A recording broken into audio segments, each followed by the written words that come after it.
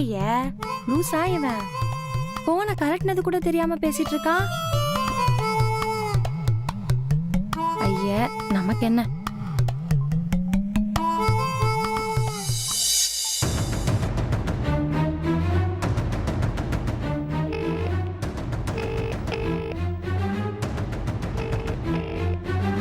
ஐயோ சீக்கிரம் எடுங்க ஜீவா சார், நீங்க வந்தாதான் பூவை காப்பாத்த முடியும். சீக்கிரம் எடுங்க சார்.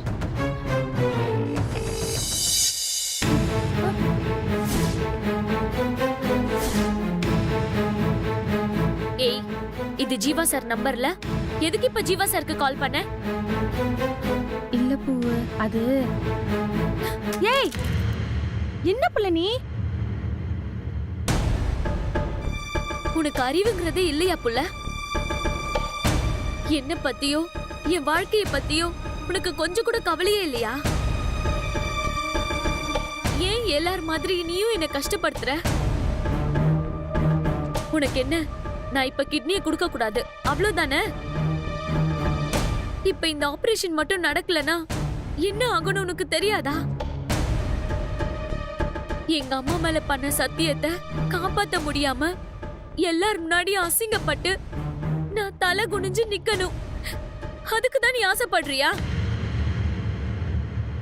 அப்படி மட்டும் நடந்துச்சுன்னா நான் உயிரோட இருப்பேன் நீ நினைக்கிறியா? ஏன் புள்ள, ஏன் இப்படிலாம் பண்ற? எத்தனை தடவை சொன்னாலும் நீ என்ன புரிஞ்சுக்கவே மாட்டேங்கிற. நீ எனக்கு ஒரு நல்ல ஃப்ரெண்டுன்னு நான் உன்னை கூப்பிட்டேன். இப்படி எல்லாம் பண்ணுவேன்னு தெரிஞ்சிருந்தா நான் உன்னை கூப்பிட்டு இருக்கவே மாட்டேன். இங்க பாரு பூவே, சொல்றதுக்கெல்லாம் தலையாட்டுறவ நல்ல ஃப்ரெண்டே கிடையாது. தப்பு செஞ்சா தலையில தட்டி திருத்தணும், அவதான் நல்ல ஃப்ரெண்டு. நான் உனக்கு நல்லதுதான் செஞ்சேன், அது உனக்கு தான் புரியல. இப்ப நீ எனக்கு பண்ண வேண்டிய நல்லது, இந்த விஷயத்தை பத்தி தயவு செஞ்சு யார்கிட்டயும் எதுவும் சொல்லாத. என் கூட வந்து சும்மா இரு, அதுவே எனக்கு போதும். வா.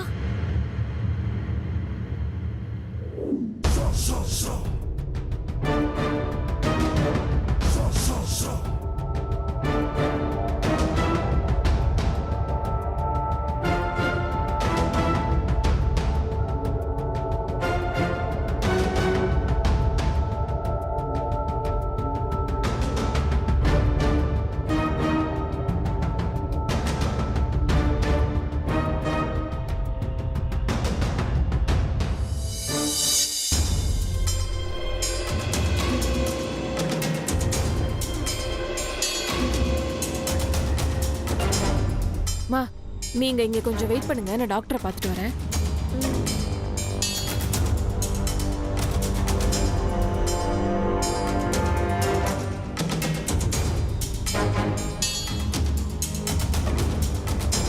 ரிப்போர்ட் என்னாச்சு?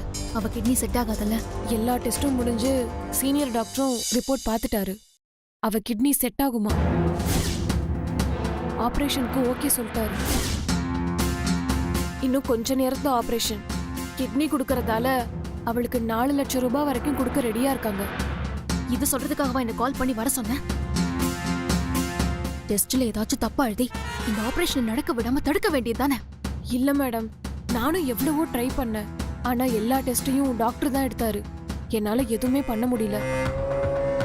இத பாரு, இந்த ஆபரேஷன் நடக்கவே கூடாது. ஏதாச்சும் பண்ணி தடுத்துரு.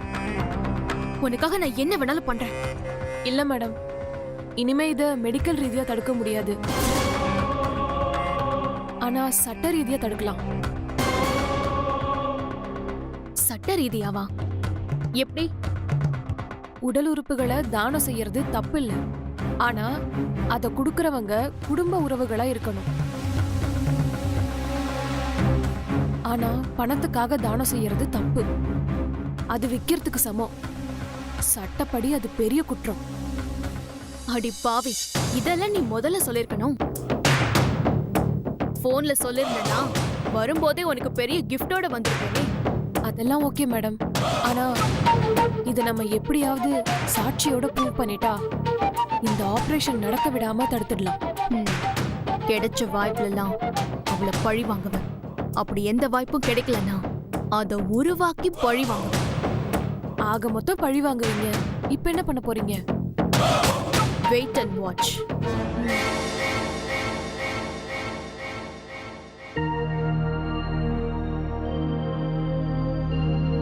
சொல்லுங்கண்ணா.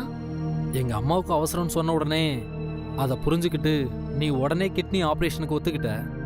உன் அவசரத்தை நான் புரிஞ்சுக்க வேண்டாமா? இதுல 1 லட்ச ரூபாய் பணம் இருக்கு.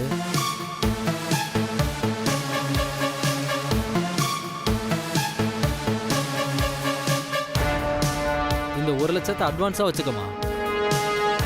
மீதி பணத்தை ஆபரேஷன் முடிஞ்சதுக்கு அப்புறம் நான் கொடுத்துறேன். எங்க அம்மா வாங்கிக்கமா. உங்க அம்மா ஹாஸ்பிட்டல் செலவுக்காக தானே நீ கிட்னியை கொடுக்குற. வாங்கிக்கமா.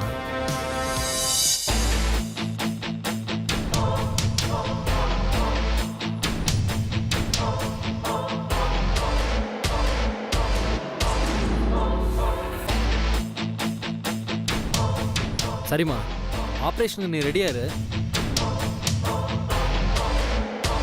என்ன மேடம் பண்றீங்க? அவளை சட்டப்படி மாட்டி விடுறதுக்கு ஆதாரம் ரெடி பண்றேன். இப்ப யாருக்கு மேடம் கால் பண்றீங்க? சட்டத்தை நிலைநாட்ட போலீஸ் வேணும்ல, அதான் போலீஸ்க்கு கால் பண்ணி வர சொல்ல போறேன். Super madam. ஹலோ சார், நான் தீபிகா பேசுறேன். தெரியுது, சொல்லு தீபிகா. இன்னில இருந்து 2 நாள் சோஷியல் மீடியால நீங்க ட்ரெண்ட் ஆகுற மாதிரி உங்களுக்கு ஒரு கேஸ் கொடுக்க போறேன். என்ன கேஸ் தீபிகா?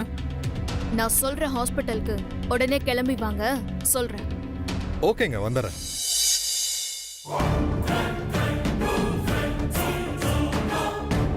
ஆபரேஷன் நடந்தாதானே உனக்கு பணம் கிடைக்கும். அது இந்த தீபிகா இருக்கிற வரைக்கும் நடக்காது. இந்த ஆபரேஷனை நடக்க விட மாட்டேன்.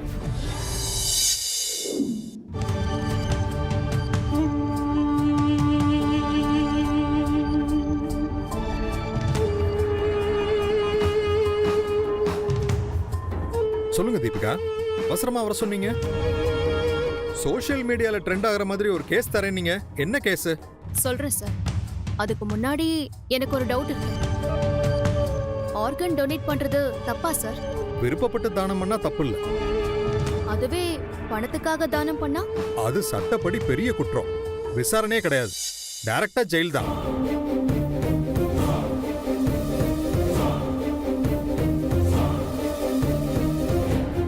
அதோ அங்க பாவமா நிக்கிறாளே, அவளை உடனே அரெஸ்ட் பண்ணி ஜெயில போடுங்க.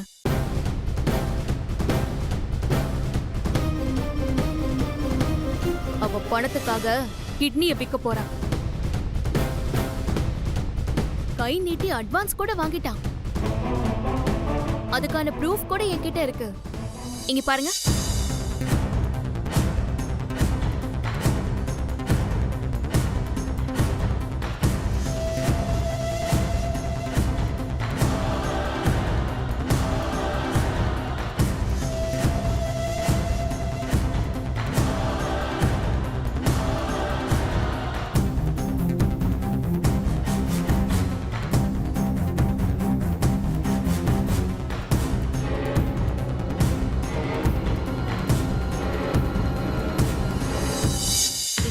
உங்களுக்கு பக்காவான எவிடன்ஸ் தானே? நல்ல எவிடன்ஸ் தான். அப்புறம் என்ன சார், டைம் வேஸ்ட் பண்ணாம போய் அவளை அரெஸ்ட் பண்ணுங்க. இன்னும் கொஞ்ச நேரத்துல மொத்த மீடியாவும் பிரஸும் இந்த ஹாஸ்பிட்டல் வாசல்ல தான் வந்து நிக்க போகுது. இனி எல்லா நியூஸ் சேனல்லயும் நீங்க தான் சார் தலைப்பு செய்தியா மாற போறீங்க. சீக்கிரம் போங்க. இல்ல தீபிகா, இத வச்சு மட்டும் அந்த பொண்ணை அரெஸ்ட் பண்ண முடியாது. இத வச்சு சந்தேகம் மட்டும்தான் பட முடியும். என்ன சார் சொல்றீங்க? ஆமாங்க தீபிகா, பணம் வாங்குற ஒரு வீடியோவை வச்சு எப்படி அவங்க மேல இவ்வளவு பெரிய கேஸ் போட முடியும்? நீங்களே பிராக்டிகலா கொஞ்சம் யோசனை பண்ணி பாருங்க. அது மட்டும் இல்ல சார், கிட்னி தர விருப்பம் இருக்குன்னு அவளே தான் கைப்பட எழுதி கொடுத்திருக்கான். நீங்க இத கொஞ்சம் பாருங்களேன். இந்த சாட்சி உங்களுக்கு பத்தாதா?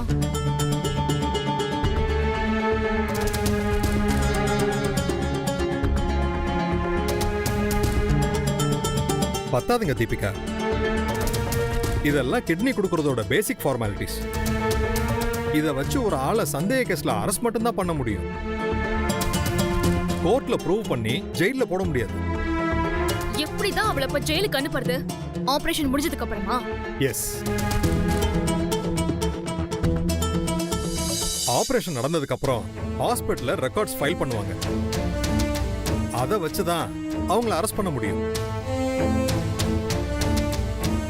அந்த எவிடன்ஸ் தான் கோர்ட்ல நிக்கும். ஐயோ சார், ஆபரேஷன் நடந்தா அவளுக்கு பணம் கிடைச்சிரும். எக்காரணத்து கொண்டும் பணம் கிடைக்கவே கூடாது. அதுக்காக தான் நான் உங்களை அவசரமாவே வர சொன்னேன். நீங்க என்னடா அண்ணா? மேடம், உங்களுக்கு என்ன, அந்த பொண்ணுக்கு பணம் கிடைக்க கூடாது, அவ்வளவுதானே?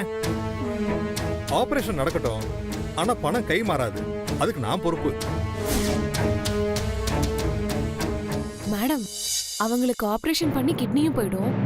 எதுக்காக ஆபரேஷன் பண்ண ஒத்துக்கிட்டாங்களோ அந்த பணமும் கிடைக்காது. அப்போ ஒரே கல்ல ரெண்டு மாங்காய் தானே.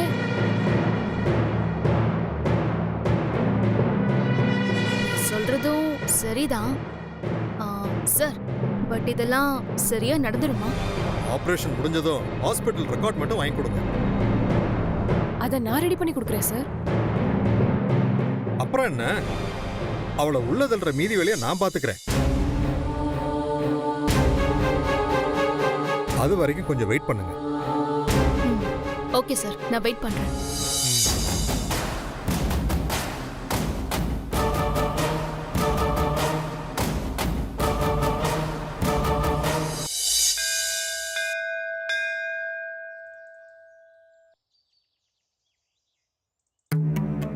பூவு, நீ ஆசைப்பட்டதெல்லாம் நல்லபடியா நிறைவேறணும்னு சாமி கிட்ட நல்லபடியா வேண்டிக்கிட்டு பிரகாரத்தை 3 தடவை சுத்திட்டு வாப்புல.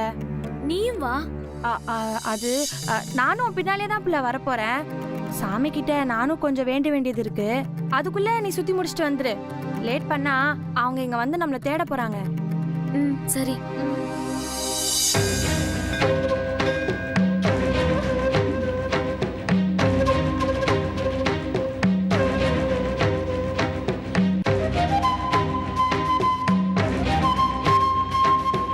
சாமி, இவ பண்ண போற அநியாயத்தை நான் எப்படியாவது ஜீவா சார் கிட்ட சொல்லியே ஆகணும். அதுக்கு நீ தான் உதவி பண்ணணும்.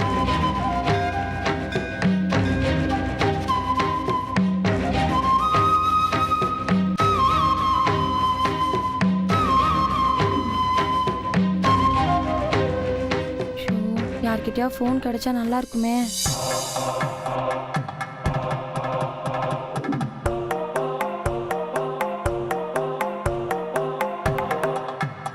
ஏய், என்ன புள்ள? ஒன்றும் இல்லை பிள்ளை, சும்மா தான் நிற்கிறேன். நீ போ, நான் வரேன், பின்னாடியே வரேன்.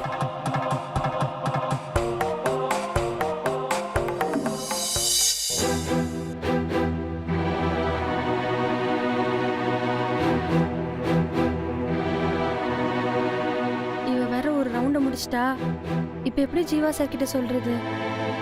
இந்த சந்தர்ப்பத்தை மட்டும் நானும் விட்டோன்னா அப்புறம் ஜீவா சார் கிட்ட சொல்ல முடியாமலே போயிடும்.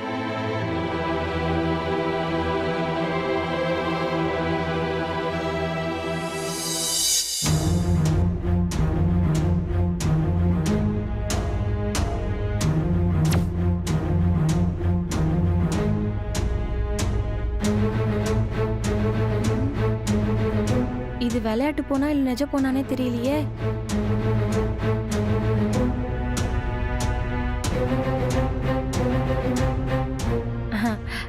தம்பி, இது ஓம் போனா அழகா இருக்கே. அழகா இருக்கனால தான் நான் வாங்கினேன். பயங்கரமான ஆளா இருப்பான் போல இருக்கே. இந்த பணக்கார பிள்ளைங்களாம் பிறக்கும் போதே நல்லா விளைஞ்சுதான் பிறக்குங்களோ? என்ன சொல்றீங்க? சத்தமா பேசினா தானே என் காதுல விழும். அது சரி, நீதான் புது போன் வாங்கியிருக்கியே, அதை சாமி கிட்ட வச்சு பூஜை பண்ணியா? இல்லையே, போனுக்கெல்லாமா பூஜை பண்ணுவாங்க?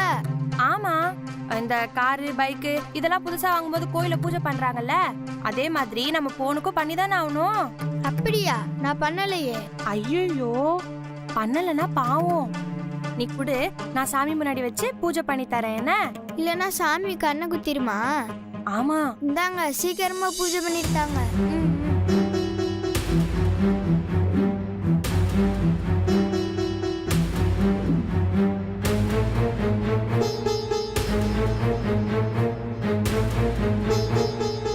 ஹலோ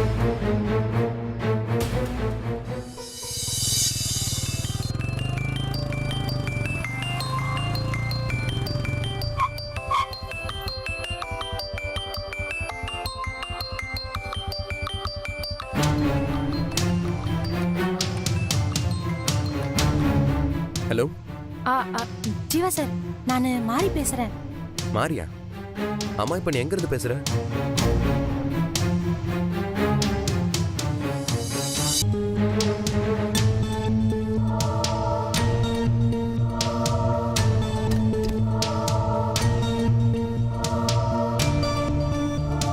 சாமி, நான் எல்லாத்தையும் உன்கிட்ட உடைச்சு பேச முடியாது. நான் மனசுல இருக்கிறதெல்லாம் கொட்டுறேன். நீ பேசாம கேட்டுக்கணும். புரியுதா சாமி? என்கிட்ட பேசுறத காட்டிக்க முடியாத சூழல் இருக்கா போல இருக்கு. பேசாம கேட்போம்.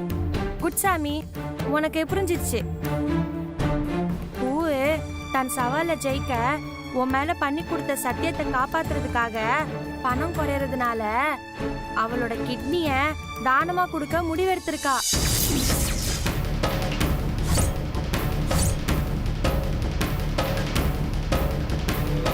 அதனாலதான் இப்ப சாமிய அதாவது ஒன்ன வேண்டிக்கிட்டு 3 தடவை உன் பிரகாரத்தை சுத்திட்டு இருக்கா. அந்த பிரார்த்தனையை ஏத்துக்கிட்டு அவளோட வேண்டுதலை நிறைவேற்றி கொடு சாமி. எங்களுக்கு உன்னை விட்டா வேற யாரு சாமி இருக்கா? மரக்கருப்ப வேற நீ வேறன்னு நாங்க நினைக்கல. நீதான் அந்த கோரிக்கையை நிறைவேற்றி தரணும். இன்னைக்கு 11 மணிக்கு ஏஎன்ஆர் ஹாஸ்பிட்டல்ல ஆபரேஷன் நடக்க போகுது.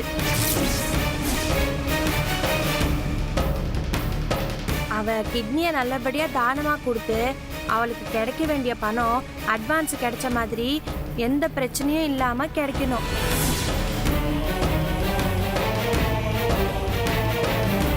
அந்த பணத்தை அவ ஜீவா சார் அம்மா கிட்ட சொன்ன மாதிரியே திருப்பி கொடுத்துடணும். அப்பதான் அவளோட காதல் நிறைவேறும். அவ ஜீவா சாரை கல்யாணம் பண்ணிக்க முடியும். அவளுக்கு தன்னோட கிட்னி போனா கூட பரவாயில்ல. ஜீவா சார் எப்படியாவது அவ கிடைக்கணும்னு நினைக்கிறா. அதை நிறைவேற்றி தந்துடு சாமி, மறந்துடாத. ஏ புள்ள, யார்கிட்ட சொல்ற? ஹாஸ்பிட்டல் பேரு டைம் எல்லாம் சொல்லிட்டு இருக்க? சாமி கிட்ட தான். நான் ஓமனிட்ட தானே சொல்லிட்டு இருக்கேன். நான் என்ன ஜீவா சார் கிட்ட போய் சொல்லிட்டு இருக்கேன்? இல்ல, நீ சொல்றத பார்த்தா சாமி கிட்ட வேண்டுற மாதிரி தெரியல, அதான் கேட்டேன். உனக்கு எல்லாமே சந்தேகம் தான் பூவு. இந்த சாமிக்கு என்ன நம்ம வேண்டுதலை கேட்கறது மட்டும்தான் வேலையா? இங்க பாரு, இந்த கோயில 80 பேர் வந்திருக்காங்கன்னு எல்லாருமே வேண்டிக்கிறாங்க. சாமி அதுல குழம்பிருச்சுன்னா அந்த லிஸ்ட்ல நான் சொல்றது சரியா விளங்காம போயிடுச்சுன்னா, நமக்கு நடக்க வேண்டிய நல்லது நடக்காம போயிடுச்சுன்னா, அதனாலதான். சாமி மறந்துடாத சாமி. நல்லா உன் காதுல விழுந்துச்சா? ஏஎன்ஆர் ஆஸ்பத்திரி 11 மணிக்கு மேல பூவு கிட்னி தானம் கொடுக்க போற ஆபரேஷன் நடக்க போகுது.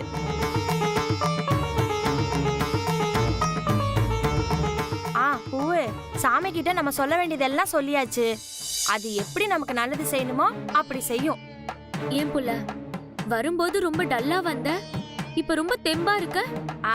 அதெல்லாம் சாமி கிட்ட பாரத்தை இறக்கி வச்ச தெம்புதான்.